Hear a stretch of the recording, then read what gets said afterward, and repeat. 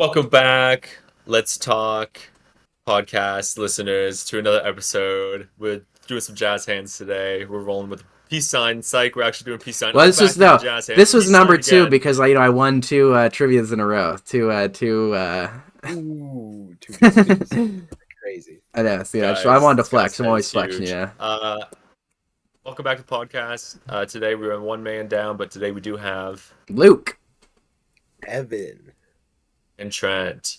Let. And we got a really exciting episode for you guys. We were just saying these episodes are our favorites because I think this is how we would do this is how the idea of making a podcast started for us, is we would just talk about movies and we'd be outside the theaters for like an hour in the cold, and then we're like, hey, maybe we should like film this and get really rich and famous. So My rich and famous part. Yeah. I just wanted to crap on Evan's movie opinions. Really. No, I'm just kidding. Just want to do it online. The tongue goes.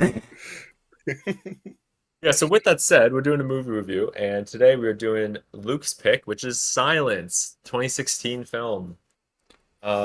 Directed by By Martin Scorsese. But do we want to do the general synopsis person by person then? Sure. Oh yeah. Yep. So Luke, you should start us since it's your movie. Okay. Two men go on a vacation to a faraway country. Vacation's crazy. Vacation. It's literally their job. Listen, really? No, it's the joke. Right? Keep it going. The goal is to look for their old like mentor. And at this vacation location. Look Look at that. Yeah. They are sent there to spread their faith among the people, to keep the fire alive, which is Christianity. While there, they get split up. They go their separate ways. One goes one way, the other goes another way.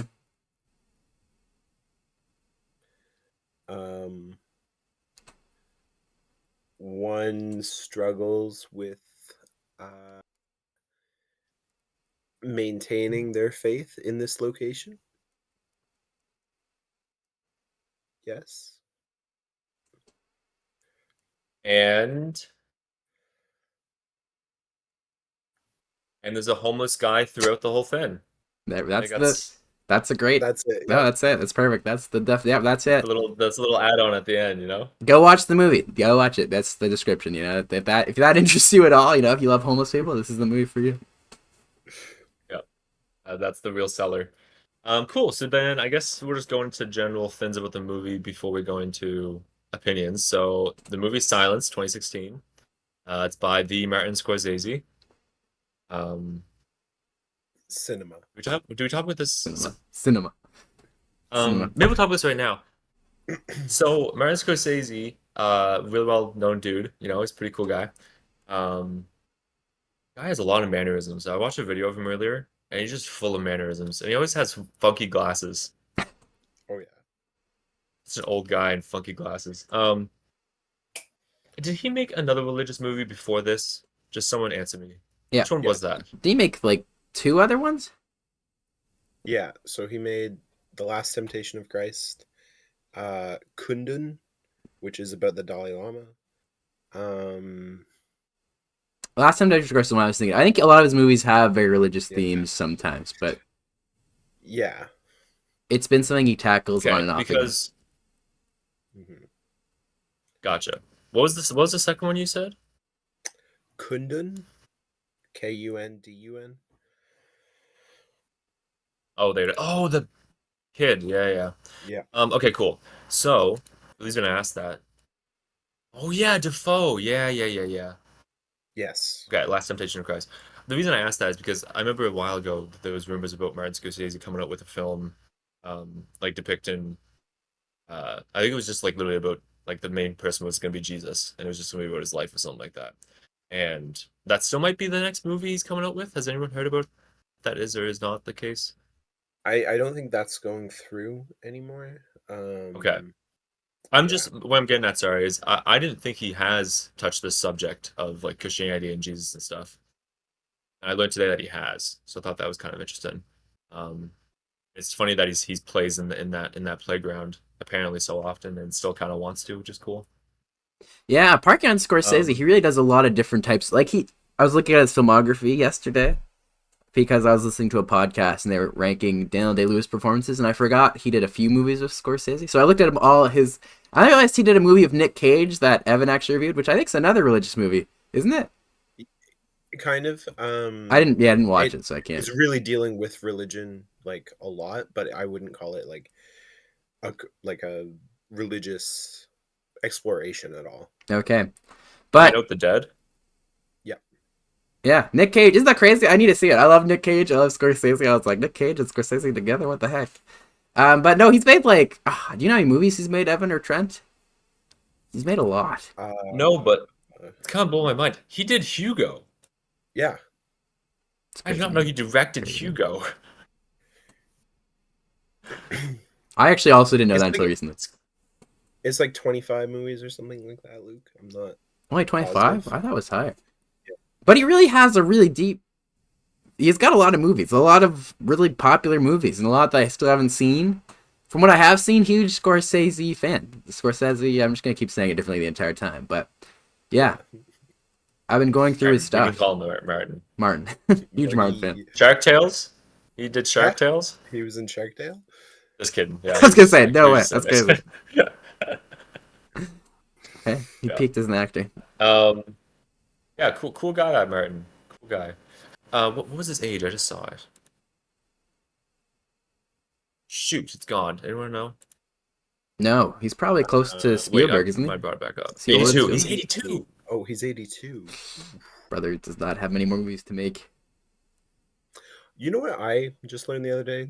Kind of related, but not really. How old do you think Sam Jackson is? You say that, he must be old. 85. I wouldn't have thought 85. Oh, that's insane. I don't think he's 85, but he is old. Is he 70 something? I'll say 68. He is 77. Oh, I really did think he was 60s. Yeah, he's almost 80. Sam Jackson. Casually almost 80. Like, he doesn't strike me in my head as old as Scorsese. No. It's crazy. It's crazy. That's insane. Yeah. So you're telling me he was... You say 77? 77, yep. He was born in 1948. He's getting so old. So he was 50 when he was Mace Windu? He was 50 something when he was Mace Windu? Yep. He looked good. He did look good. Black don't crack. Black don't crack. If there's anything to take with this episode, we want you to take that away. Shout out Sam. Okay, cool. So that was Martin. Wait. We can briefly talk about one more Martin thing. And maybe this is under this book. Did you guys like his last movie, Killers of the Flower Moon? Not to review that, just a quick yes or no. We can, Yes, I enjoyed it. Did you like it? Did you see it, Trent? Yes, I liked it. Okay. I think Oppenheimer overshadowed it. It, which was sad. Yeah, I don't think I got a lot of awards hype, but it's one I thought about rewatching too, because it does feel like I watched in theaters and then haven't really. Sorry, keep going. I just thought that's an interesting one to talk about. With also, I heard PTA did the writing for it, who just came out with one bell after another, and so to have them, it was a cool project. Yeah. Anyway, keep going. That's a cool duo. You said you did watch it, Luke? Yeah, no, I really like that. I actually loved that movie that year. I think it's third in my movie rankings. Yeah. Actually, probably is behind Oppenheimer, but yeah, Oppenheimer was just so good. Yeah, it was the bomb. Oh. Cool, yeah, and then we can briefly talk about the cast. Although I don't know about you guys, but I don't know most of them besides the big three white guys. Yeah, me too. That's crazy. I'll admit it. Yeah, the white guys. Yeah, Andrew Garfield, Liam Neeson, and Adam Driver's in this. Pretty crazy. Something I'll bring up right quick is this movie's 2016. Adam Driver was Kylo in 2015 and then 2017. So what a movie to put in between those. Yeah, I never thought of that. That is crazy. Insane. But very interesting. Those big three are part of the reason I wanted to watch this movie. I love Adam Driver, I love Andrew Garfield, and I really liked Liam Neeson. And so I just love those three. I didn't know, Yeah. You never thought that you'd want to see them all together or you'd ever see them together. Yeah, exactly. But then as soon as you saw like that movie exists, your mind's like, yes, I want that. And Yes. I didn't know I'd want that, but I want that. it's true. I can't. Do you know any of the Japanese actors like Evan? Like, have you seen them in other things? Yeah, there's one. I don't want to butcher his name. Tadanobu Asano, The maybe? interpreter? Yes, the interpreter. I think you killed that. Good job. He looks very Thank you. familiar. So he was in the Thor movies. He's just one of like the random Oh, warriors that oh, like tags along with him. But he was Yep. he was in Shogun, and he was great in Shogun. He won an Emmy or a Golden Globe or one of them for it. He was amazing in Shogun. So I was really happy to He see was him one of in the this. bigger roles in the series. Yeah, he's a supporting, but there's so many characters in it that like they're all kind of leads, but technically supporting. Yeah, he was Okay. great. He was really good. I don't know if this is like Mortal spoiling. Kombat. Oh, he's in Mortal Yes. Kombat? Definitely. He's definitely the sword one. Or The oh, hat one? he's Raiden? Raiden. Is he Raiden? Yeah, I thought he does kind of look like Raiden. Now I'm thinking about it. Raiden's the lightning guy, right? Yeah, with the hat. He is flying in thunder. Yeah, but what's the guy with the actual hat though? Like the Oh, I don't know his name. He's the metal brother of what's his name? I don't know my Mortal Liu Kombat lore. Kang? That might be him. I really, and this hopefully isn't spoil. I actually thought all like it was cool because I didn't know any of the Asian actors going to this, except I probably have seen that guy if he's in Thor. I thought they were all really good. I don't know if that's a spoiler, but there's like one in particular I thought was really really solid. And then yeah, no, maybe we'll talk about that later. So I don't want to. Maybe I shouldn't get ahead of myself. Okay, we'll circle back to it. Um, if anyone else has anything, please jump in. I'm gonna go into the budget. So the budget was 46.5 million. We try not to tell each other if we like the movie or not, but I will go and say this: the movie looked awesome. So Mm. to say that it was that much, which it's still like it's still a budget. Don't get me wrong. Like it's not like it's like 20 million, which is I think 20 million is what those small movies get. It's also not like how much was of the whatever his latest movie was called. That was like 200 mil. That was like Exactly. spec from Thank Apple. you. It was crazy. Yeah. Thank you. And movie budgets now compared to then, two different worlds, but still like for the movie to look as good as it did and to be just that kind of surprised me personally. Yeah. Did it make its money back? Did it? No. So the Oh, box office was $24 million. Martin. Ooh. Whoa. Ooh. Mm. Oh, And that I'm very I maybe I should have looked into it, but I don't know why it didn't well. Actually, or maybe I do. We'll talk about that later, maybe though. yeah. I was gonna say there's a few reasons Someone I think it wouldn't do I would have well, had a but guess also that I would like to. Did I feel like remind me later, Evan. Scorsese's a director who doesn't always make money on his movies though. Even today. Like I don't know. Yeah. it's true. He does well like in the like secondary market, so people will get like really high expensive quality versions of his things, like group DVDs of his whole thing, movie poster. Like he does well secondary, which is why he keeps getting good budgets. But yeah, he hasn't like the last few. I mean, Irishman was a limited theater release before getting dumped on Netflix, so you can't really say it didn't do well in the box office because it wasn't designed for that.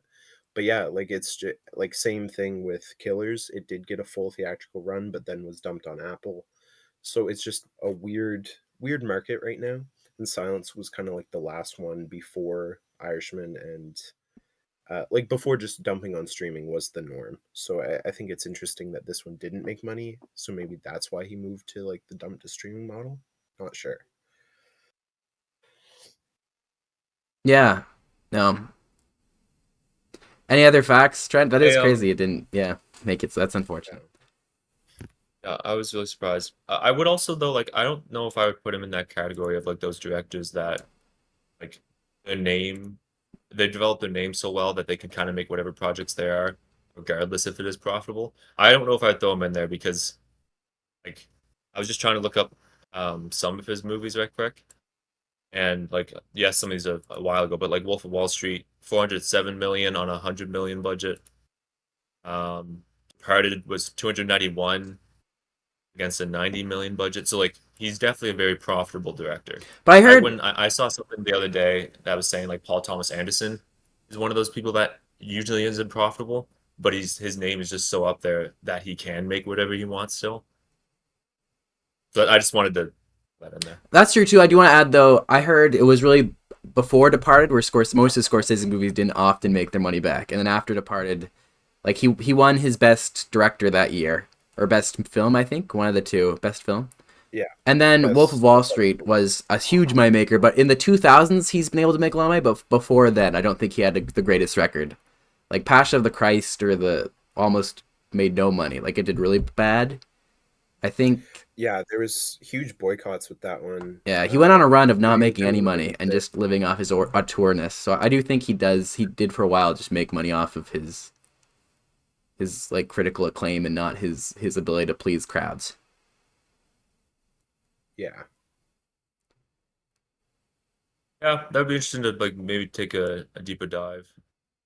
Yeah. Like I'm just looking these up right now, so I don't have a list, but like even Casino, that was profitable by quite a bit. Rage and Bull was profitable. But I do know what you mean. Like Goodfellas must have been profitable, right? I think it was, yeah. But I think there was a stretch specifically before that. Like I think Raging Bull still made money, but I don't think it broke the ceiling or anything.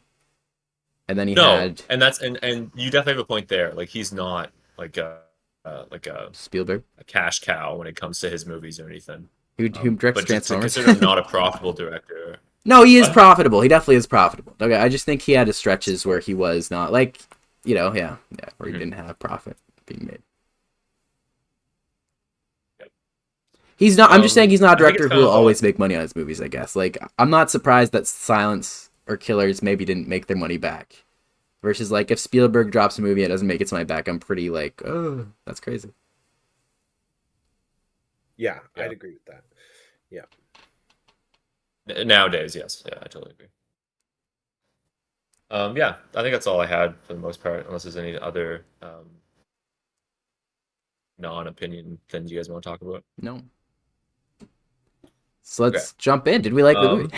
I'm so curious. Let's jump in. Yeah. No spoilers still, but maybe we'll keep this segment short and then just go into spoilers afterwards. So, should we start or finish with Luke since it was his movie? Maybe we should end with Luke. Yeah. Yeah, let's go. okay. Evan. Okay, you can go ahead. On if I liked it or Yeah. not? General Okay, opinions, yeah. I guess we could say right now. I'll start with the negatives because the positives definitely outweigh it. So I'll just like quickly rattle off what it like. It's slow. It's very slow, and I think the pacing does not help it at all. If it was slow and like at least decently, how do I word this?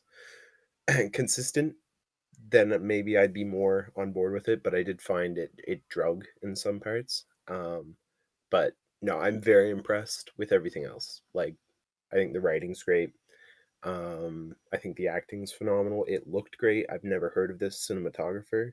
I was like doing a deep dive on them after. I want to see more of their stuff. It looked amazing. I'll pause you there. I'll pause you there. Jump into it. What's his name and what Okay. has he done? I'm gonna have to look at his name again. Hold on 1 second. Okay. Let's make fun of his pronunciation if he's agree with racist. Rodrigo Prieto. Japanese so at all. he did Barbie. Oh, really? Wild. Barbie does look good too, though. But this I thought looked amazing. Looks so good. Like it looks better even than like Wolf of Wall Street, Killers of the Flower Moon. Yeah, Irish no, I'd Revolution. agree. He did all of those as well. Crazy. But he did 8 Mile, Trent. Yo, that's crazy. No way. Yeah. 8 Mile does not look this good. Brokeback Mountain? He did Brokeback Mountain. And he did a lot more, but he did Argo, which Luke and I were chatting about quickly last night. I want to see that. So anyway, I'm very impressed. Again, not someone like clearly he's done big things, but not someone I've been like, oh, that was great. Let me look at them. This one is what made me be like, this was phenomenal. Let me look at this guy. So Park on that. Is it a spoiler if I ask you what you thought your favorite shot of the movie was? Do you think that spoils anything? I don't think so. Mine. Yeah, no. Hey, you guys go first. Actually, I was just so jumping mine. But Yeah, unless you're not right, because I do have one vividly in my head that's just appeared.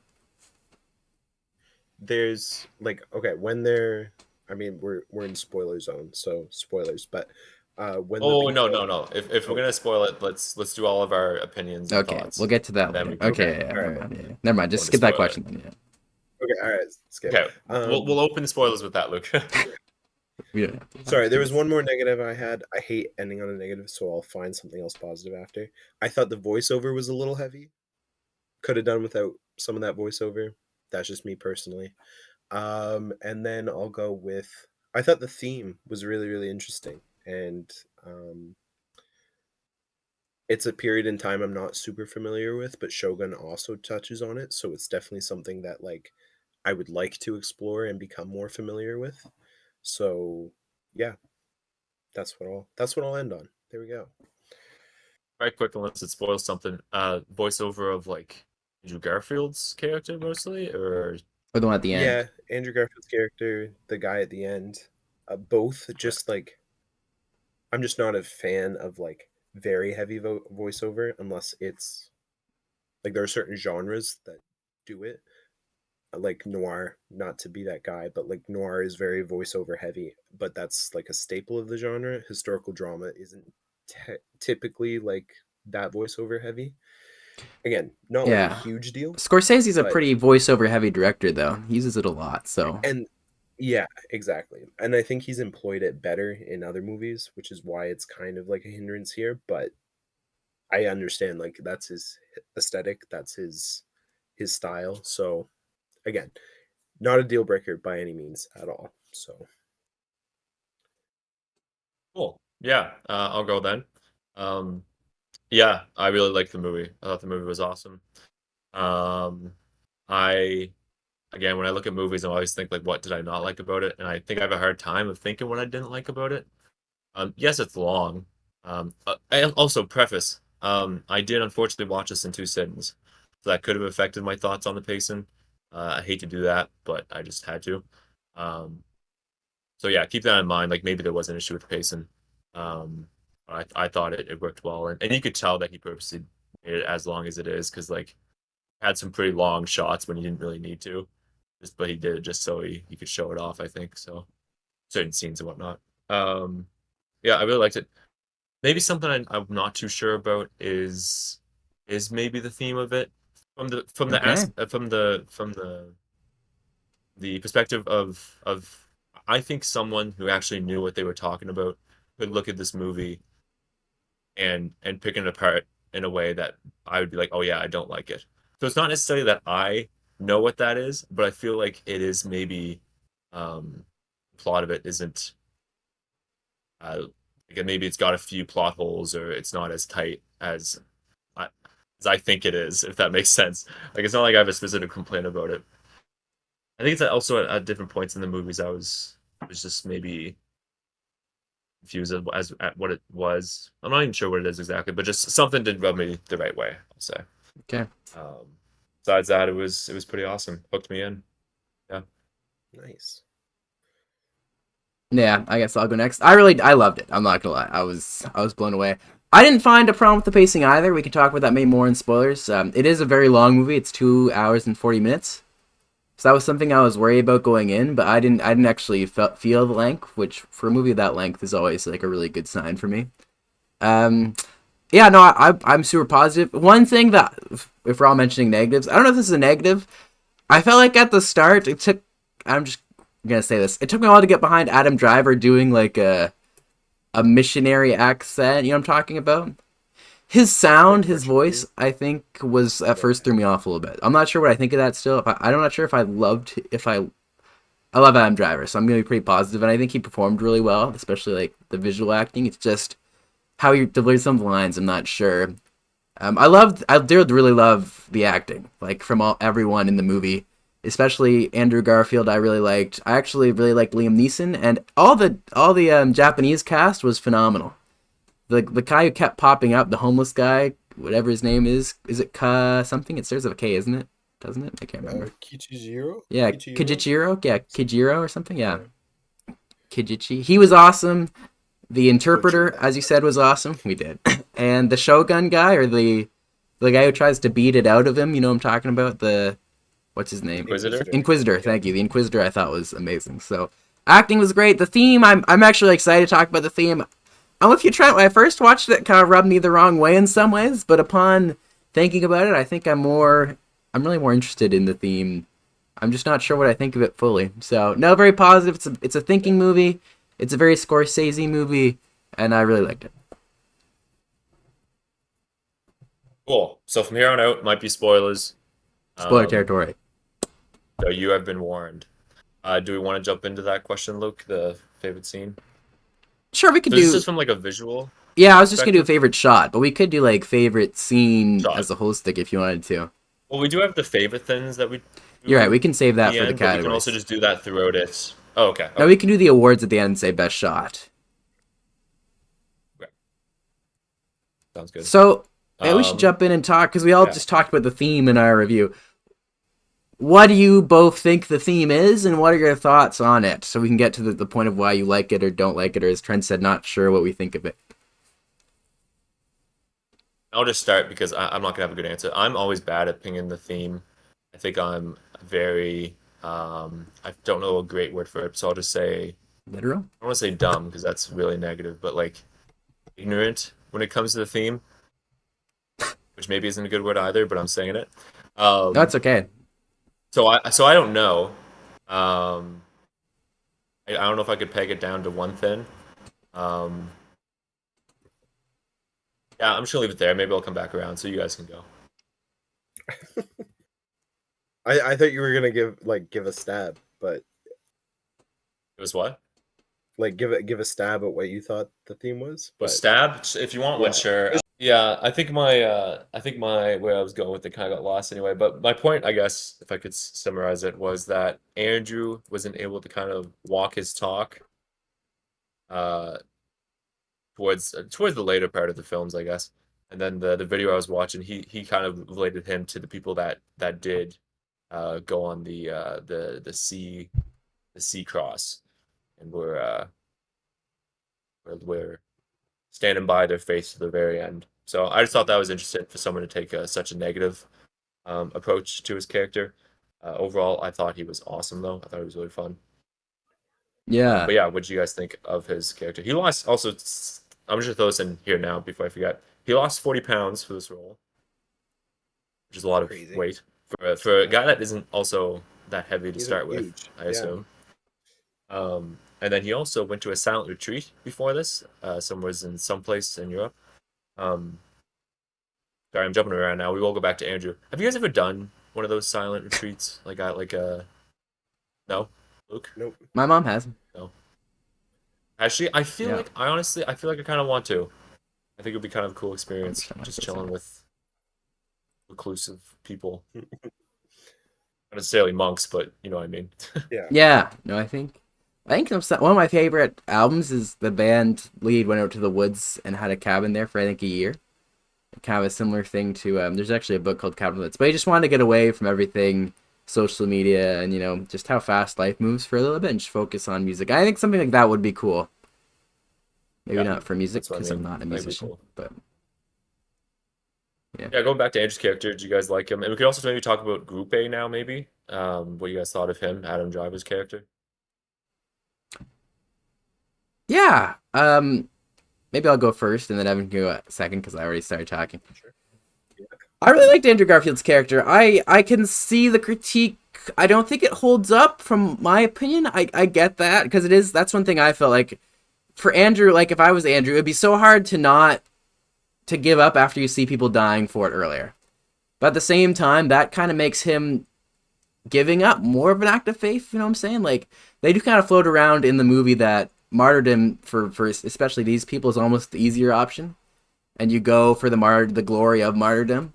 Andrew's choice of stepping on the plate on Jesus' face, which is one of the big scenes of the movie, is a really hard choice to make, and there is really a lot of power in him making that still for the lives of others, and because it does seem like it looks like a selfish decision from the outside. And like even for what's his name, Liam Neeson, like Andrew thought Liam Neeson's character was selfish, we kind of find out, well, Liam Neeson might have been put in a similar situation where this is actually the selfless decision. And just like, I mean, there's a scene there where I think it's actually the Inquisitor saying, like, just like your Jesus wouldn't be proud enough to, your Jesus wouldn't be proud enough to do what you're doing. Like, and these people weren't proud enough to compare themselves to Jesus like you are and trying to be a martyr like him. And so I think his character has a lot of depth. I'm not sure he made the right choice. That scene had so much tension to me. I was like, will he step? I really didn't want him to step on it, but I don't know. I think it actually is a stronger sign of his character that he did. And I won't steal. I'll let Evan talk. I think we can. I won't talk about Adam Driver. Sorry, Evan, you can go. We can talk about him after.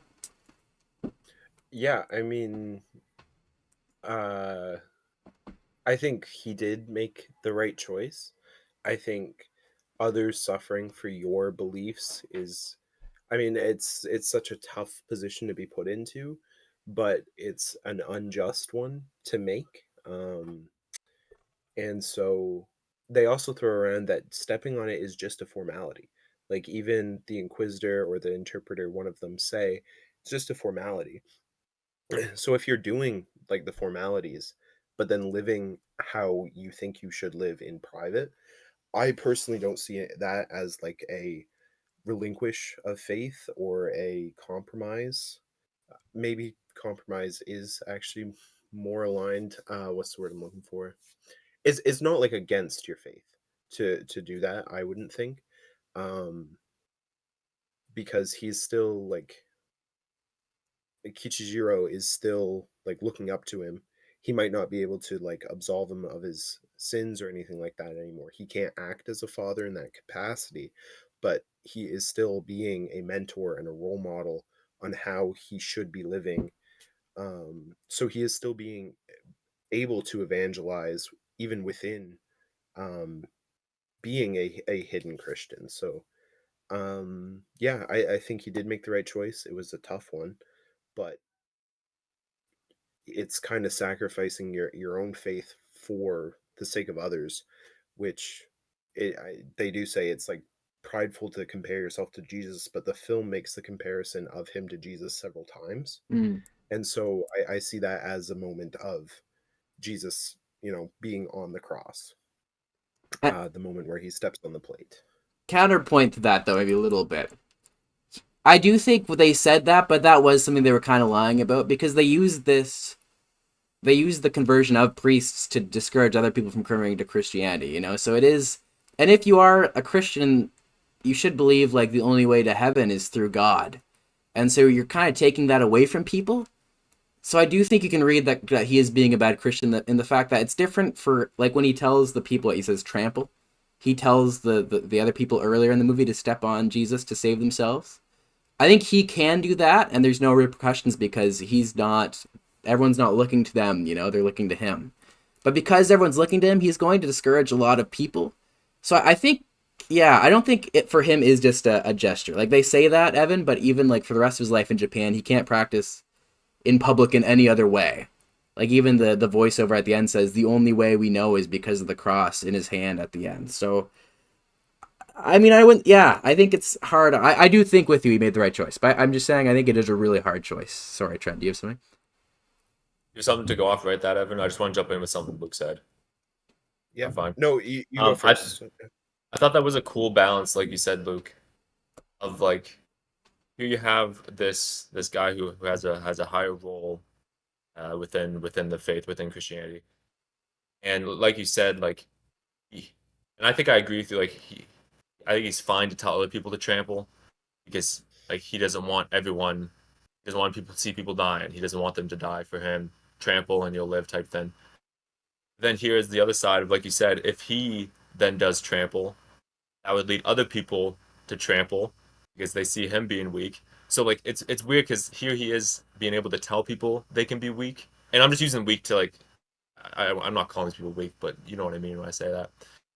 So he I agree he should be able to say that, but then at the same time we don't want him to do it, and then other people would be weak because they would see him do it. Do you get what I'm trying to say? Like he can say it, but he can't do it. It's such a weird line that the movie also kind of Yeah.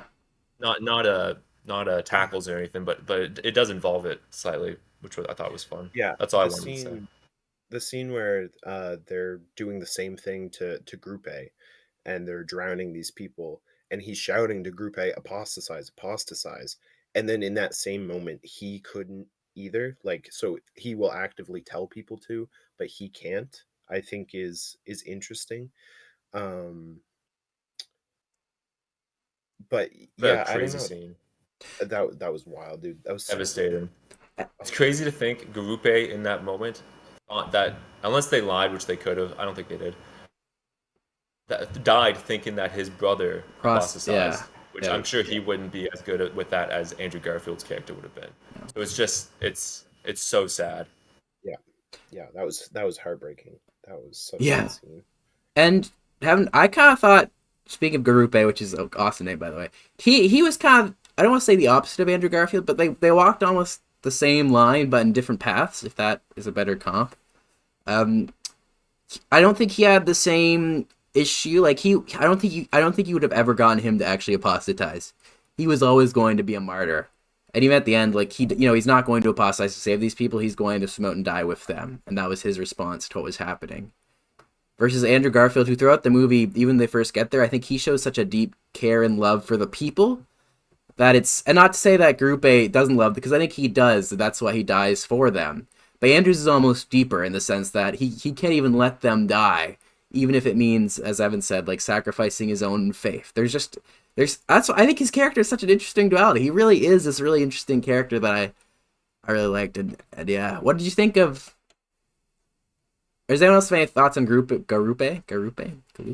I'm just gonna Guadalupe? say, like, I think that was the progression that we got, even though we didn't see a lot of it on screen of Garupe. At the beginning, he was, yeah, I agree. He wasn't as, I don't know how to put it, like, because he did care the people that he was like preaching to and helping and hearing them confess and stuff, and he definitely cared. But he was very, yeah, you just said it however you said it. He didn't have as much love as Garfield did for them. Um, Garfield the Yeah. cat, of course. Yeah, he loves And money. then I seeing him think at the end like run to them was so nice. Like it was a cool yeah. little progression that we got. Go for it, Evan. Well, I was just gonna say, I think he kind of more represents that like culture clash. At the start, he says he's like very frustrated with the language barrier, um, Hmm. and like he's short with those people, and so like I think he kind of represents like the more ignorant route that Yep. some of these past fathers had taken. But Yep. yeah, like his arc is that by the end he's willing to sacrifice, even if they can't like actually talk to each other. He's willing to sacrifice his life for them. Yep. So yeah, I think he's a really interesting character that Yep. even with such short screen time, like is very rich. Yeah. So effective though with the Yeah, short Oh screen yeah. time. Like so effective. And I think yeah, I think Andrew even knows that too, which is funny. At one point, I think it's after he's really short with the Japanese couple that had a baby or whatever. And he like very bluntly says like you're wrong to whatever they said.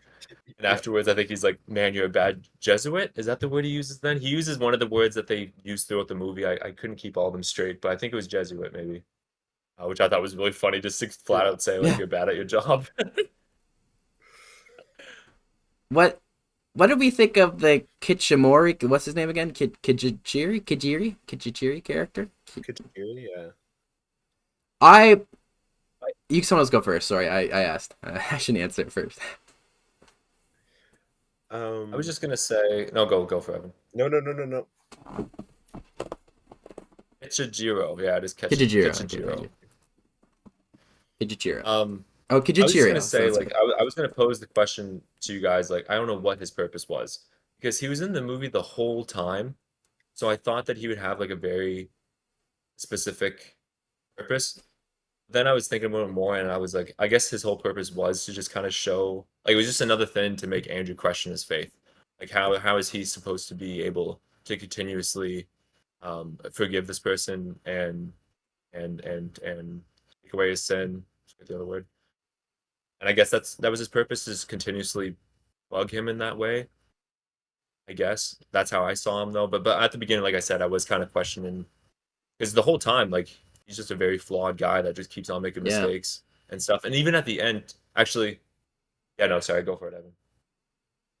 Oh no, I was just like it's a source of struggle for Andrew.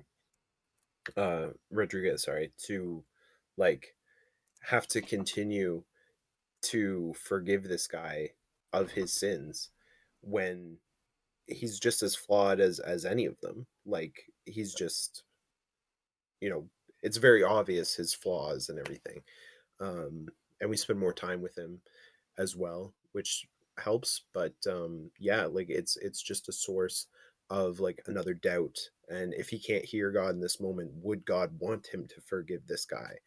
God always forgives, though. So like it's this like this moment of doubt in Andrew to keep on forgiving a guy who will just keep on messing up.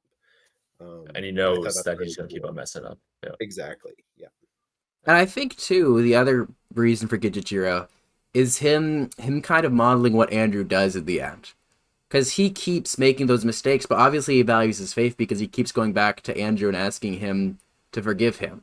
So he never gives up on his faith, because why would he go back, right? So he does stay consistently, like, at least he believes in God, but he just keeps making mistakes. In the same way, Andrew eventually still believes in God, but he also kind of renounces him multiple times, just like how Kijichiro kept doing that throughout the movie. It was hard because every time he was there, he did it, and it's like, I was like, oh, he's not gonna do it this time, and then he does. I was like, oh my goodness, Kijichiro, Yeah. step your game up, bro. And in the movie, like I was like, at what point does it start to mean something if he can so easily like trample on it and stuff? But I do like, yeah, thanks for that, Luke, because you're right. Like he is just a flawed guy who does have faith. Like he does have faith in God, and he's just flawed, which I like. I wish we did get something at the end that said something. We might go back to Andrew with this, so I'm sorry if we do, but like it would have been nice if we got like some sort of impact from Andrew at the end through Kachijiro or something. So you know when he like runs off, or not runs off, but he's taken away or something. If we got something like, oh, he started a secret church there or something like that, I think that would have been kind of nice. Maybe not the point of the movie, I get that, but I was kind of hoping for something at the end. Right. Just maybe not even for Andrew, but at least for Kachijiro, I think as some sort of redemption for him. I think we kind of do with that. He gets caught at the end, he gets sent off, and he doesn't blame Andrew. Which, I mean, earlier I think he would have, as we see, like he's willing to betray maybe not betray is not the right, because to be fair, Kijichiro keep being put in terrible situations. Like when his family dies at the start, and you see them getting burned, that's like, oh my goodness, like something that no one should ever experience. Yeah. But even at the end, he does get exposed and he has to move, and we don't really know what happens to him. But he doesn't drag Andrew down, which earlier in the movie he actually, he gives Andrew up to give himself some money to protect himself. So I think that kind of speaks to some character progression in that sense, maybe. Yeah, I guess. Thoughts of? I have something else. Oh, yeah, go You, for it. No, I don't have anything. Go ahead, Trent. So do you guys think Andrew Rodriguez was strong? And maybe not strong is the right word, but do you think he still believed himself to be a Christian the whole movie?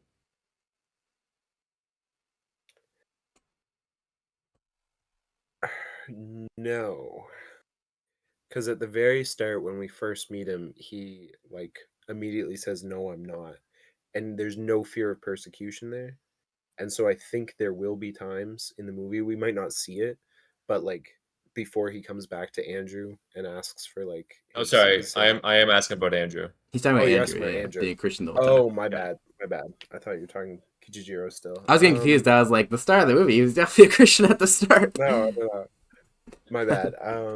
He started as a Hot father in the takes. church. I was gonna say, very different. Never. No.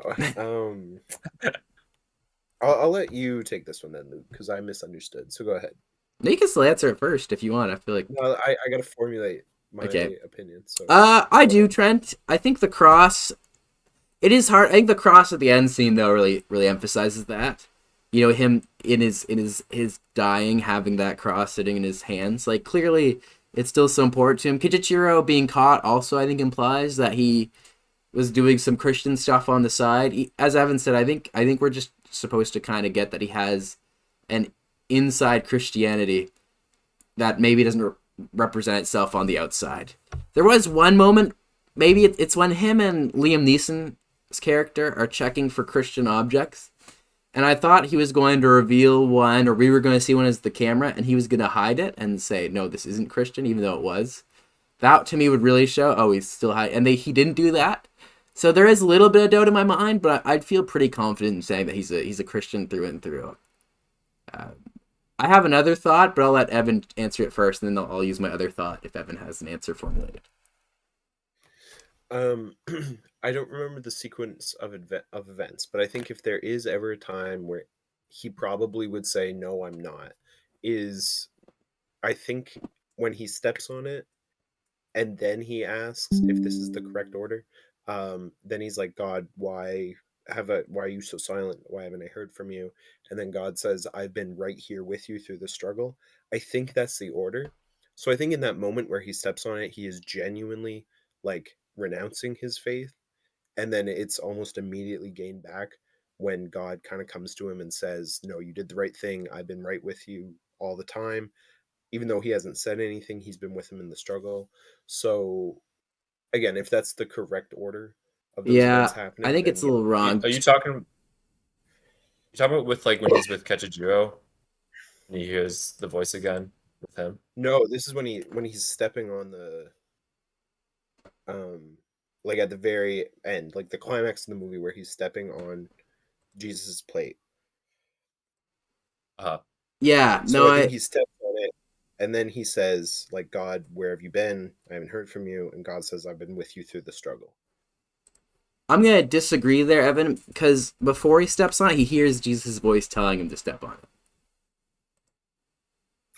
The last thing Jesus says there is like, step. Okay. Yeah. No, so, I'm definitely confusing the order then. Because if he happens first. If he believes Jesus is telling him to step on it, then I think there's a good case that, Yeah. No, that's right. I was just confusing the order. So then no, Trent. I think he is a Christian the whole time. Like I think he has faith throughout the whole movie. What do you think, Trent? Interesting. Well, I was just gonna argue that that maybe he didn't between the stepping point and when he hears Jesus' voice again. But now you're making me second guess myself, Evan. We don't hear his voice before that moment. You saying we do? Let me find the clip again. We hear Jesus saying it's okay to step on it, and then he steps on it, and then we hear that other part that Evan's talking about, where he said, I've been with you the whole time, I think. With Kechijiro? No. We're talking about when he steps on it. No. The climax of the movie. Yeah. When it's like, will he step on it, will he not step on it? Yeah. Yes. But then he hears his voice again when he's with Kechijiro, though. We do hear it later? Yeah. Yes, that is true. So you think in between when he steps on it? The step-in. I think we do. But Evan needs to, because maybe I'm wrong. I'm pretty sure he hears it either before the stepping or right after, but I think before Jesus says it's okay to step on it. We're saying, okay, sorry. When I'm saying before, I mean before that whole scene. Oh.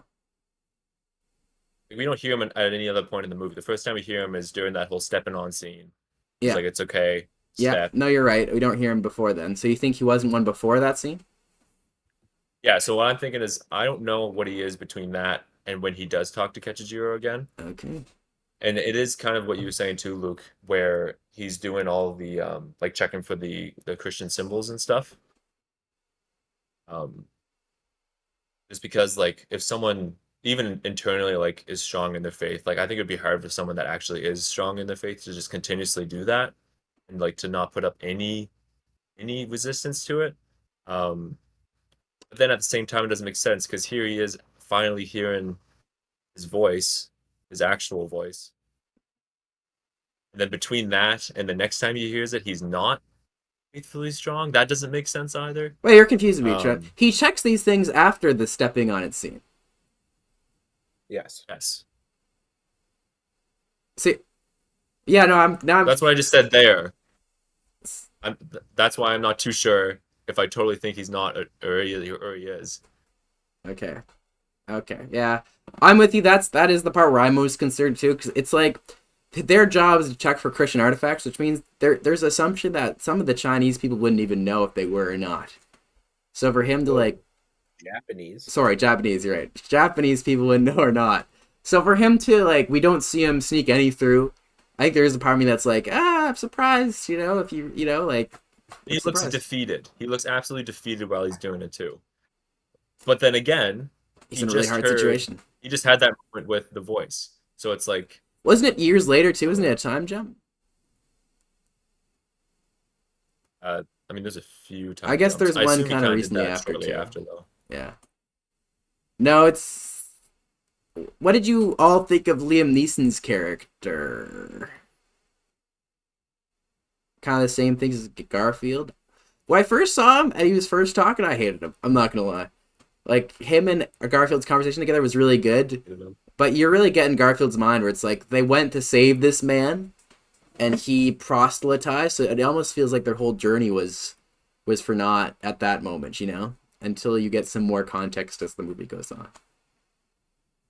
Yep, slightly, but it was like we also get so much of like the first like half of the movie totally not focused on Fine Ferrero. Yeah, that's fair. I said Ferrari. Ferrero. Then it just kind of picks it up later again. So, but I know what you mean. Even with him though, maybe that's my problem with like. Maybe I shouldn't even say the theme, but like the whole time, like I don't even know if these people are actually Christian or not. Because even him, he's not. I get that towards the end, but then he has that one line with Andrew where he was like, "Our God, our Lord," or whatever. And he's like, "You just said our Lord," and he said, "I doubt it." It was kind of like a tongue in cheek. So it's like, what does that mean? Like. Well, I think. Oh, Evan, you can try to answer this first. This is actually one of the points I wanted to bring up. So. Yeah, I mean, I think he would have his own. I think he's also being a hidden Christian. I think he would have his own internal faith. And I think the "I doubt it" was a way of saying, like, yes, I do, but I'm not willing to share it. I'm not willing, like, do not talk to me about it. This is not something we're going to do, solely because he wants to keep hidden. Like, not that he's happy with the way his life is, but he's at a position right now where he is comfortable with what he is doing and doesn't want that to be disrupted. So you could maybe call that selfish, but I think he was put in a similar situation as Andrew. And so the best good you can do in that moment is to continue living as Liam Neeson already had been, Can I respond to you, Evan, and jump into you? Sorry, Trent, to get off. I interpreted the "I doubt it" differently. So while we're on this topic, I kind of saw it. So before this, when he's talking to Andrew, and the line, Trent, thank you for reminding me of the line. He says, Andrew's like the same, like he says the same God, then he says, "I doubt it," right? Like as in not the same. I think earlier when he's talking to Andrew one-on-one, he talks about how he kind of sees the Christian God morphing and being like Buddha is still a representation of the Christian God. Like every place has a different God. And I think Scorsese is dealing with a really big theological concept, just that every God is just a different form of one God, So, because I think that's what he kind of, doesn't he kind of, am I wrong in saying that he kind of says Buddha is a form of God? The God here is the sun in that scene. That's kind of what he's saying. I kind of feel like his opinion on God is morphed, and he sees God less of in the specific Euro-Christian centered way, and now he sees God in even Buddhism, in Buddha. And practicing Buddhism, he still sees as loving the true Christian God that he grew up with. And so I think he's saying, I doubt it, because they still have very different conceptions of God. He kind of sees God as being more than he thinks Andrew sees in that scene. That's kind of how I interpreted that. Yeah, maybe. At least with that part where Liam Neeson's talking to Andrew, or Ferrero's talking to Rodriguez, I didn't interpret it as that, which definitely could be, but just when he's talking about like the Son of God, and then he's saying like the Japanese understand that just to be like the God that is the sun. Like I thought that was just him kind of trying to explain the Japanese culture understands that to be like, to them it's just the sun. Not just the sun, but to them it's just the sun god. I think he has that too, but I think he has, I'd have to rewatch the scene, but I do think he has a scene where he compares it to whatever the Japanese main religion is. I think it is Buddhism where he is. He says like Buddha. Yeah, so I'm just going through that scene now. That's the interpreter who is saying that. That's not Liam Neeson's character. He's saying it about Liam Neeson's character, but it's not coming from So Liam Neeson Solana doesn't say it at Strong. all. No. Like you have Oh, so the wait, is that dialogue that up from the scene or scene. is it the cage? Yeah. Is it the cage scene? No, this is the initial meeting where he's like, the interpreter is saying he's into like Ooh. astronomy right now, and Oh, okay. so what he's saying is, let him guide you along this path, the path of mercy. That means only that you abandon yourself. No one should interfere with another man's spirit. To help others is the way of the Buddha and your way too. So he's comparing the two religions, but it's not Liam Neeson that's doing But it. is there more? Like, what does Liam Neeson talk about? Like, do you have the dialogue up? Yes. Alright, can you go through like the Liam Neeson? Maybe that's too much. Can you go for a little bit of it? I thought he said something similar to that. I don't even know how to find the dialogue for this movie right now. Right after Liam Neeson starts talking about the pit, so like his scar and everything. So it just, that conversation drops about Buddha. But do they have multiple competitions? It's just the pit. So it's that first scene, and then it's Andrew's turn to get to the pit. I see. Maybe I'm misremembering. I feel like I'd want to read that the part that I was thinking of, but Yeah. I could be wrong.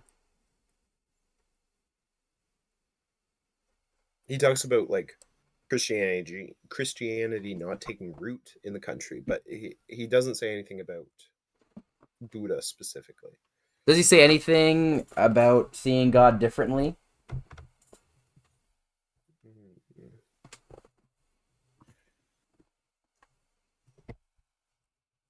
One second. Again, I could be wrong. I thought I remembered that, and I would have to either rewatch the scene or something. But I can't debate with you because I don't remember. Yeah, exactly. All this said, the dialogue was really good.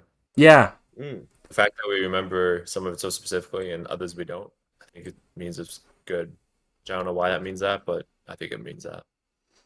And even Okay, just so yes, so he talks about the Japanese distortion of their text. Sorry to cut you off, Trent. In that their interpretation of the sun and God can mean the sun, like the actual sun, Dainichi. But he's not talking about himself or his own beliefs. He's talking about Japanese distortion of it. so he doesn't talk about his own beliefs there at all. No, he doesn't reference his own belief in this scene Okay. at all. Okay, then maybe I'll take back my point, Trent. Yeah.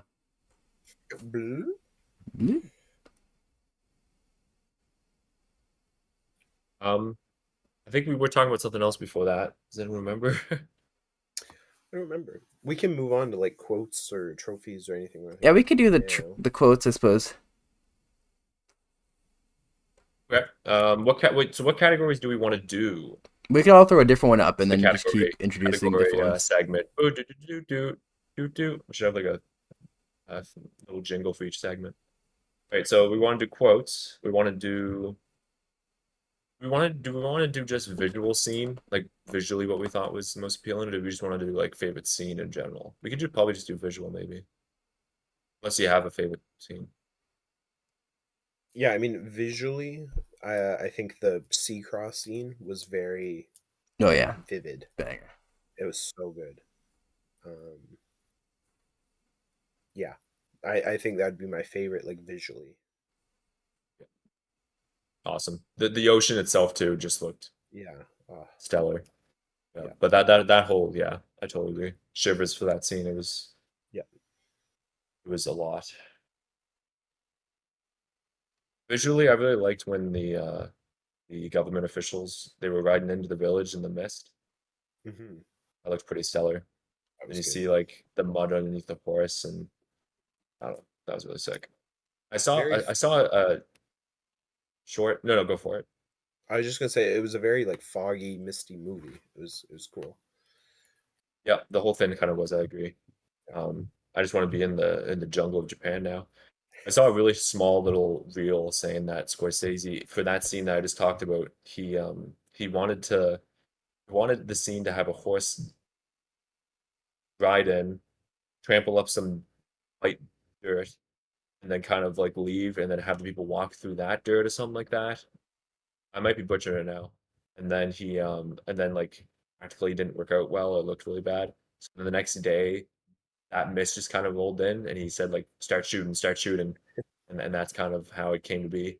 Again, this was just one random reel. It was Martin's talking though, so I think it was true. Um, I love little things like that when it's just random and it's like shoot, shoot, shoot, like capture this, and then it works so well. Yeah, So we got get this. Sorry, we were doing favorite scene scene or shot. visual scene, yeah. Yeah, I'm with Evan. The crosses was the highlight, I think. The water looked so blue. I don't know if everyone else was struck by the blueness of the water. But just Yep, the no, imagery there was really powerful. The whole movie, just again, speaking of like this how beautiful. guy, No, this no, guy's picking no, the no, whole no. I am picking movie. the whole What movie. the heck? It made me like. It literally made me. Okay, this is like a little segue. It made me get back into playing Ghosts just because Japan is so beautiful, and the way they shot like the mountains and the forest, it just made me think of Ghosts because that's why I played it. Trent was because I watched Silence and I was like, man, what a beautiful place, and the shooting really emphasized that. So just when they're walking in the mountains, like maybe it's Kajichiro and Andrew Garfield falls off that cliff. I thought those cliff scenes where they were walking there in the forest together were just beautiful. Yeah. Where was I'm gonna someone say something. I'm just gonna look if it was filmed No, in that's something I Japan. was just about to bring up. It was filmed in Oh, Taiwan, No, never mind. I guess Taiwan's which beautiful. is like very similar in like uh, topography and all that kind of stuff. So like it's not a huge deal, but it wasn't. It was too expensive to film in Japan. That was a fun fact I was going to bring up. well, thanks for that fun fact, you fun guy. That was Oh, really you're the fun. mushroom. Yeah, because where the heck is Taiwan? I'm just gonna look it up right quick. Off the Off the coast of coast of Hong China. Kong. Yeah, just a little south of Japan. Cool. Japan? All right, and Nagasaki? then quote that we oh Nagasaki. That was the I shouldn't be smiling when I say that. That was the other place that was bombed, right? Yep. Yes. Well, as soon as someone said Nagasaki, I thought of um oh shoot, just one sec, don't say it. Sirius Black. Um I'll give up in a second. One moment. I can't pull it. What's his name? A guy who Gary plays Oldman? Gary Oldman. Yes. Let's go. The only thing I could think of is Gary Oldman saying that in Oppenheimer, and he's like Yeah. Nagasaki or however he says it. Nagasaki. It's so funny. Okay, sorry. What category do we want to do now? Is that your quote? Nagasaki. We want to quote Nagasaki. Nagasaki. Nagasaki. A different movie. Yeah. Luke, you can go first. You did it last time. You did it last time. Yeah, I think mine is. Oh, let me find it real quick. I'm trying to remember the wording. I'm gonna pull it up because I had it on my phone. So just give me a second if someone else wants to fill up time while I'm talking. If someone has theirs word for word right now. Evan, do you have yours? I mean, I had "Love Is What Matters," like just because that was when he said it. It was Andrew Garfield. Um, I can't remember who to, but he said that, and I was like, "Ooh, that's like one of those like put that on a wall in like a very photogenic home type thing, you know." So that one really stood out to me. Um, yeah, I thought of mine, so I can go now. Or- I'm cheating. I'm gonna throw up two. Trample, it's all right to trample was again. I thought this was one of the takeaway ones when he says it early in the movie. I was like, that's powerful. Just at the start, he was like, don't sacrifice your lives for this. And then when he is, The I didn't. delivery was so good too of that line. The Yeah. delivery. He's Oh, like trample. Like it's so aggressive. Did you guys listen to the credits at all? yeah, I probably did, but I really It can't was just remember. nature sounds, so I don't know if that even counts. But I just thought it was really cool. yeah. I liked it. Yeah, I was gonna say I think the use of the sound through the movie is still really strong. there were some soundtrack things, but just like especially the use of cricket noises, I'm talking about. Like he used crickets a lot Yep. to go along with that Yep. silence, and there were a lot of moments, I guess, of silence throughout the is the title of the movie. So yeah, no, I thought it worked really well. I thought the sound design really fit the film, quite complimentary. And there were kind of a lot of like cricket-ish sounds throughout it. And what I mean by that is like it would be silent and then you just hear like a cricket in the background. They did it at the end with the bells. They're not bells, but like the thing that they would ding in at the funeral thing. I thought that the use of things like that were really cool. Mm-hmm. What's another award we can roll out here? Evan, did you have one for the soundtrack? No, I mean I liked it. I like it how it was very effective in its score. It wasn't it was very sparing, and I think that fit the movie very well. So yeah, the Interstellar score wouldn't work here. No, exactly. Apostatized. It's like space noise. Yeah. No, yeah, okay. What's another award we can roll out? I do have like a few fun things we can do at the end too to go along with the awards. If we can't think of any more, we did it last time. I mean, do we do favorite actor? Oh, let's do that. Yeah. Sure. Andrew Garfield. That's mine also. Andrew Garfield. Yeah, okay. We're all Andrew Garfield. Who is second then? Mention to second? That Inquisitor guy. That Inquisitor dude. He fit that so well. Like as soon as I heard his voice, I was like, "Oh, that's annoying." But then it fits so well, and I liked him a lot. The guy had a bad back, and it was just he killed it. Did you? Yeah. Who is your second? Like, because Andrew Garfield like, is the clear number one. He's really really good. Who's your second favorite actor? Okay, who's giving the second best performance in your opinion in the movie? See, I liked them all, but I'm gonna give it to the interpreter. Okay. I just think like the characterization of him was really good. I think it was just really well performed. So he's in my other top. He was so smug. Yeah. Yeah. He was so smug the whole time. Yeah. Yeah, but he was portrayed as smart in the movie, and I don't know, he was good. Mm-hmm. I liked it. And again, that conversation between him and oh yeah. And Andrew in the cage, that one, I thought that one was really fun. Like the initial conversation they have, where he's like between the two, yeah. Your past father was like just another arrogant man, blah blah blah. But he is actively not wanting to learn anything about Andrew and who he is. So it just it was really really good. Yeah, very subtle the way he was arrogant, but it was nice. I'll pick a different from Evan just because I loved Liam Neeson in this movie. I felt he was really good. So good, dude. Like probably the best because Liam Neeson plays a lot of goofy roles in movies. He was in Naked Gun. He plays. He's in Ted. He's even in the Taken movies. They're kind of more goofy movies. But probably since Schindler's List, like he can do serious and he can do serious really well. And this is another example I think of him playing a really serious character, and you see all the emotion on his face. Like when he first meets Andrew's character, he does not want to look at him at all. And he just plays that perfectly. He's not in it a lot, but he's super memorable for the time he is. Yeah, totally agree. And then maybe for the sake of hyping up other people, I think I will say I looked up his name. Mokichi. He is the guy that lasts a while on the Sea Cross. I thought he was awesome. Oh yeah, he just had he was really good too. He brought a lot of heart to the film, so I thought he was fantastic. Nice. Yeah. I try to say his actual name. Dude. Shinya Tsukamoto. That's definitely it. That's how they say it in Japan. I'm gonna stand by it. No, I like that. The bow. Ding, ding, ding. I'm not gonna make the music. That's too far. Not gonna the That's crazy. Playing the Yamigata. Is that what it's called? In the game? Yeah, the guitar thing. Oh, Trent, I know how far you're in there. We'll talk about that after. I need to ask this question about. Okay. It does seem relevant because Japan. Where are we putting this in the Scorsese movies that we've seen? Where are you ranking this, compadres? Do we want to give it like a score first? No, maybe we should. Yeah, we should put on that way earlier actually. Yeah, and then we can. We were supposed to do that before spoilers. Oh well. That's awkward. Yes, we were. People really held on to this. They're like, sorry to our viewers. Hey, if they're listening, they should be on the letterbox, so they'll see then. Oh, I guess. It's true.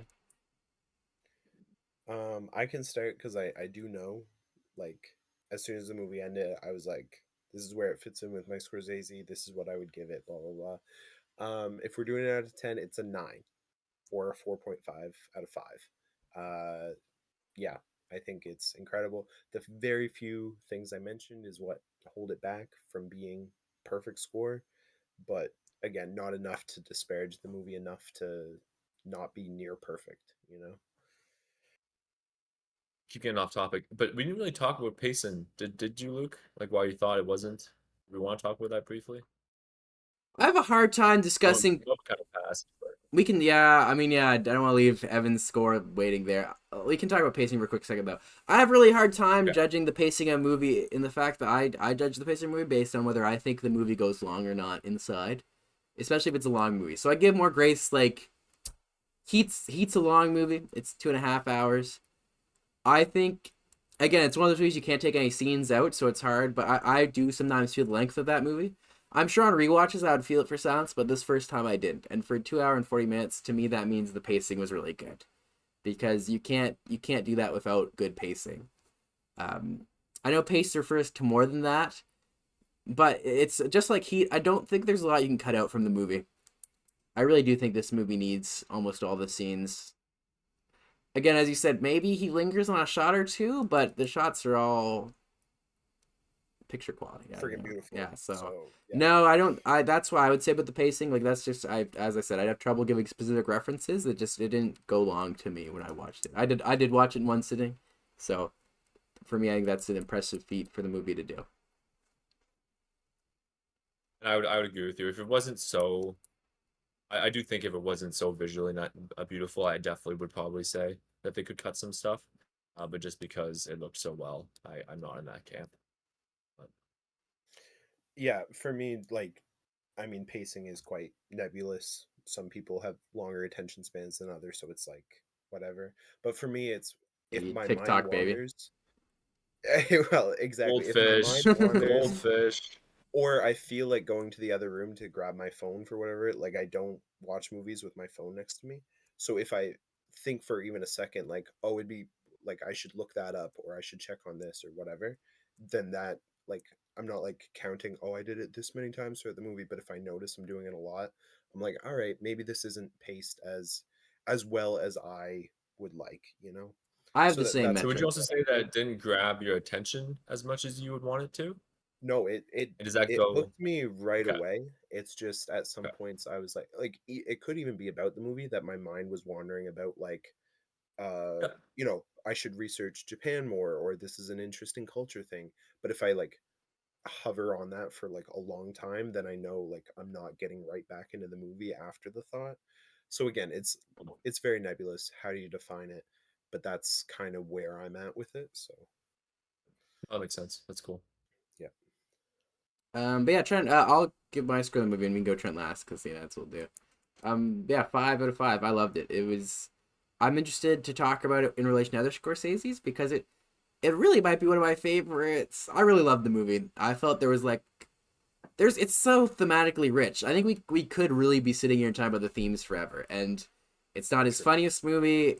It doesn't have the most action, but to be that long, that thematically rich, that beautiful, and keep an attention span for anything when you're not filling it with action or whatever else may have you, I think is one of Scorsese's great magic tricks of the movie.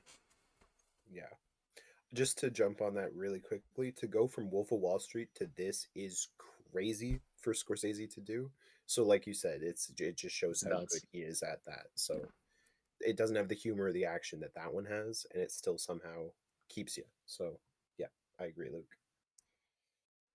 That one scene though of them spitting back out the food because they didn't say grace before it, and Yeah, everyone else around them did. that was That one funny. got me giggling. I thought that was funny. Um, I am so close to giving it a 5, but I don't think I can. So I technically probably say like 9.5, but I'll just say 4.5. Um, yeah, I don't know, just the theming of it. I think it's also just like the want of something else.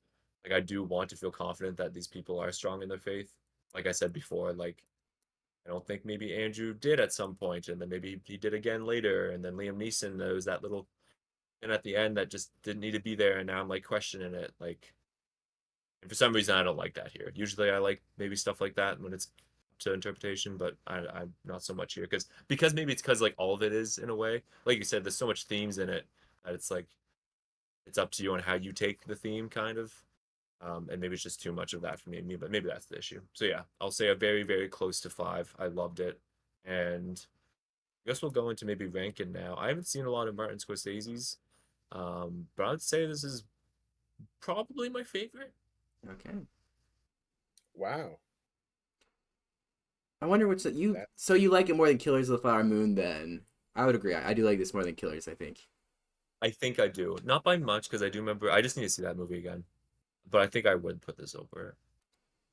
I see. you'd have this Yeah. over Wolf of Wall Street as well? You would?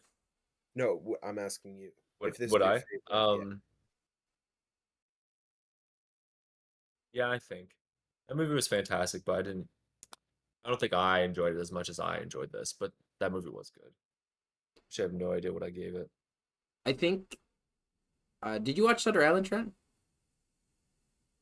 No, I haven't. It's on my Okay. list.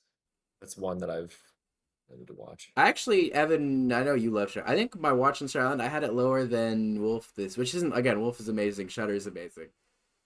Yeah, I like so Shutter is kind of falling a little bit for me because before I always said Shutter is my favorite.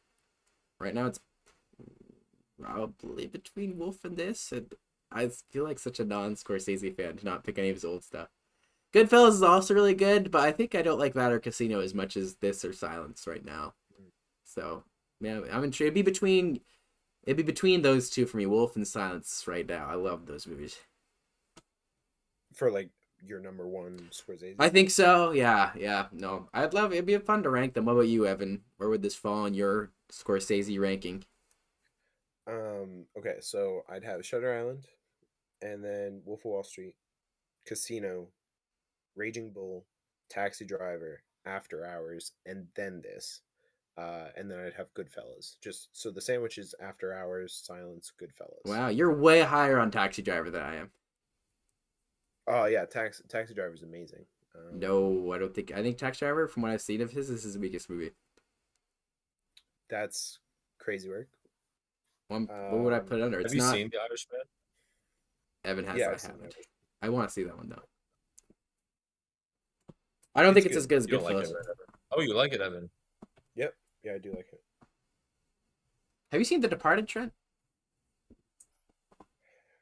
Yes, semi recently. Okay, so you watched the whole thing. Where would do you like? Did you watched like The full Departed? thing?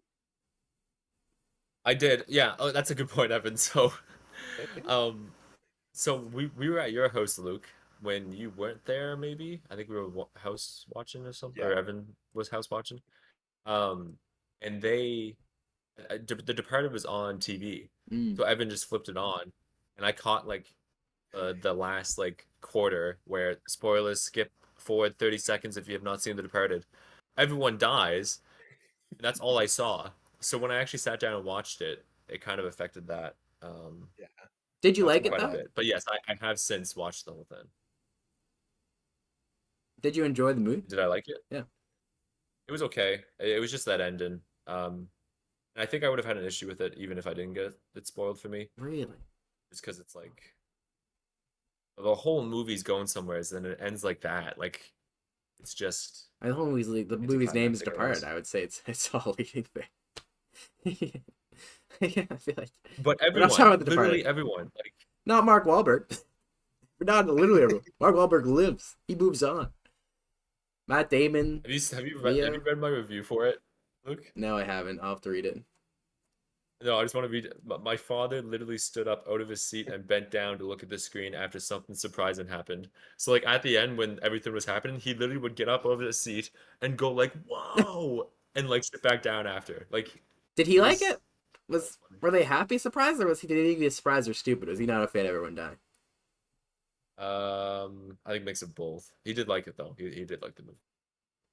Sorry, we're off topic. I would have Departed over Taxi Driver, is what I want to say. Departed probably is a lot of people's lowest Scorsese Outside, I haven't seen like I don't even know if he has like a considered really bad movie. I guess people don't love Passion still, but I haven't seen that one. So Yeah, I mean some of his early stuff, like Boxcar Bertha, people are like, don't watch I'm this. not So gonna like, watch. I'm not gonna yeah, watch but Gang Boxcar of Brother. New York is not Oh, I've heard that one, amazing. but I don't believe that, Evan. That is prop. I haven't seen it yet. That to me is how can a movie of Daniel Day-Lewis and Leo and Scorsese not be good? I don't know. Everyone says it. All the reviewers say it. You say it. I just don't believe it. That's a conspiracy.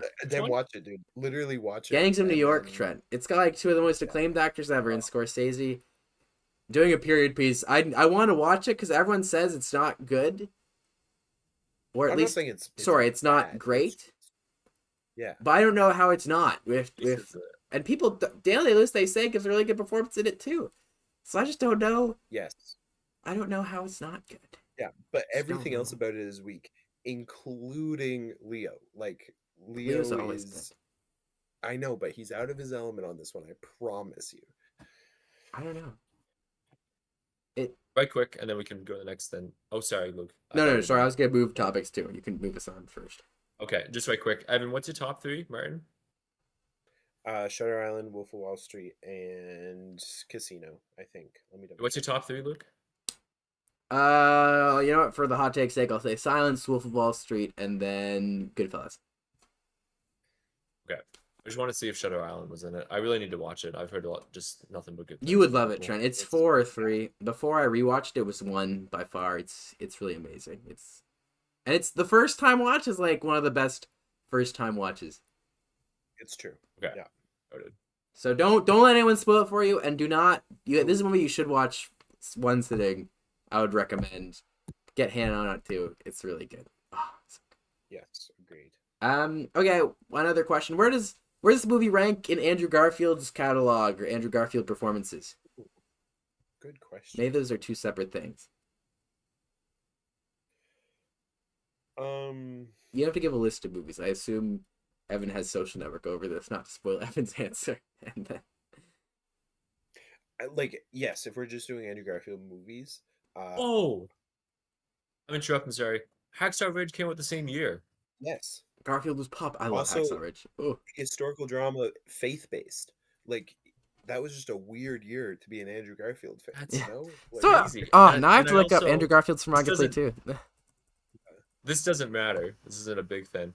I was interested to see if he was Christian. And in an interview, he said that he is more agnostic. Is that the one that's like he but does know that God's there, but he just doesn't feel confident on like what it is specifically? Am I right saying that? yes, it's like believing that there is a religion but not practicing one type thing. Uh-huh. That's what he said he was.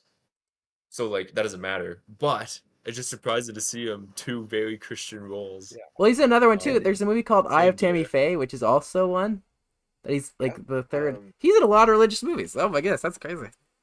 He was in a show called Under the Banner of Heaven, and he's I think a Mormon or an LDS. Maybe he's interested in the Yeah. character. In Spider-Man, Very- Wow. he's Spider-Man who believes in God, obviously. obviously. But yeah, so maybe not. Yeah, what's your favorite Andrew Garfield performances? Is this it? Is this the best Andrew Garfield Yeah, performance? yes, I Okay. would think so. What do you think, Trent? Same, or are you a big Tick Tick Boom fan? I've never seen this on my list. Yeah, probably. He's gonna like beat around the bush, but it probably is. No, me too. Hacksaw Ridge is up there. So Under is the Social Silver Network. Lake is up there. Social Network's up there. But yeah, I think that this is it. I'd be willing to say this clears, and then I would have a harder time deciding two. I think probably Hacksaw, maybe. Yeah, Probably I Hacksaw. think so. He has really good Yeah. Social Network too, though. So I haven't seen the other one that Evan said, but those would be interesting for me. Yeah. Trent, did this move the needle for you on the Scorsese? Like, where would he fall in your director's Hall of Fame? Yourself, is he up there? Yeah. I just think like I've never hated on Scorsese or anything, but I just think he's never been like a big director for me growing up or anything. So all these movies never meant anything to me. But the more I watch him, the more I'm like, I like his stuff do bang. I was looking at some of the other movies I have on Letterboxd, and like the lowest one was like 3.5, which was Taxi Driver, which maybe I should give a rewatch because I think I was maybe tired when I watched it. Everything else was like 4, 4.5. What did I give Taxi Driver? It's good. It's Um, I'm with you there, Trent. It's not 3.5. It is his worst ever. It's crazy work. Crazy work. And I'm not even the no, biggest guy Taxi can direct. Driver like fan, but yeah.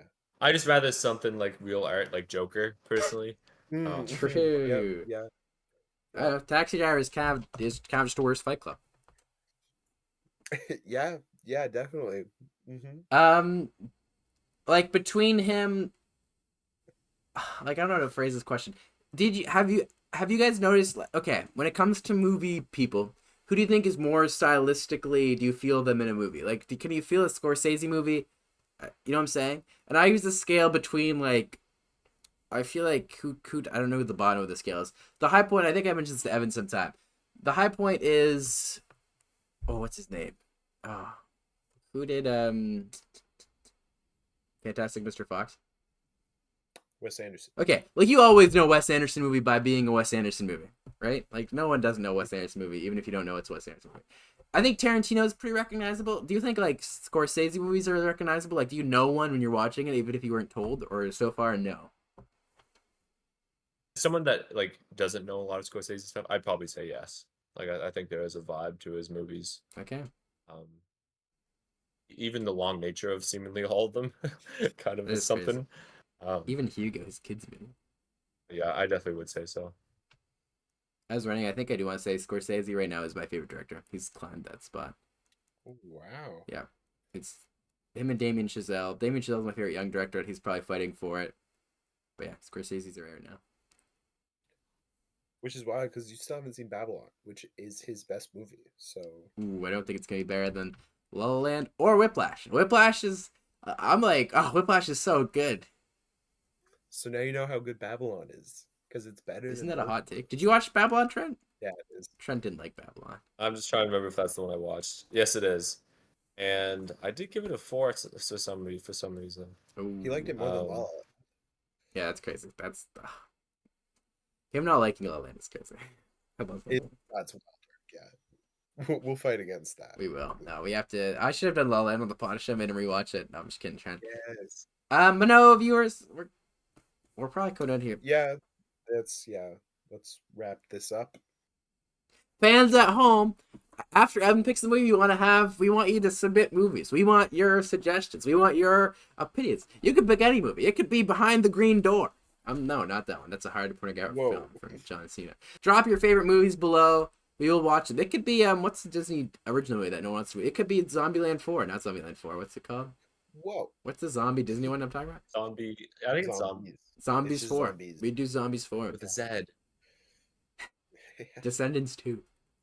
The greatest movie of all time. The Rise of Red. Turning Red. Bang. I notice. Oh, more Red movies.